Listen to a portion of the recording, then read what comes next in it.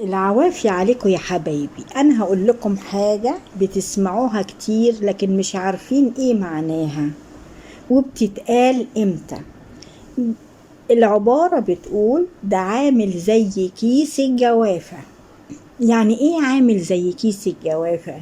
مش كيس تفاح ولا كيس مانجا ولا كيس برقوق يا حبايبي. كان زمان الفلاحين ما كانوش يحبوا يزرعوا الجوافة لأنها كانت رخيصة التمن. أما تيجي تتباع كانت بتتباع بتمن بسيط جدا، ما يجيش على همها زرعها وحملها وتوزيعها. ما كانش يحبوا يزرعوها.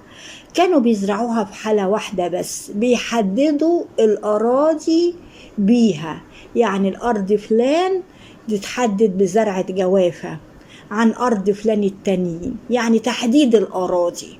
حتى لو كان حد معدي وخد جوافتين ولا خد 3 ولا 4 حتى، ما كانش حد بيقول له حاجة، لأنها دي ما كانش بيحبوا يجمعوها ويبيعوها لأنها سعرها كان قليل جدا.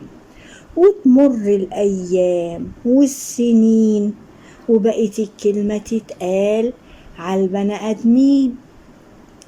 لو في حد عنده مشكلة يقول له خد فلان معاك، يقول له فلان ايه هو يعرف يحلها؟ ده عامل زي كيس الجوافة. إن عجبتكم حكايتنا ما تنسوناش في اللايك والشير وتمسوا بالخير يا حبايبي.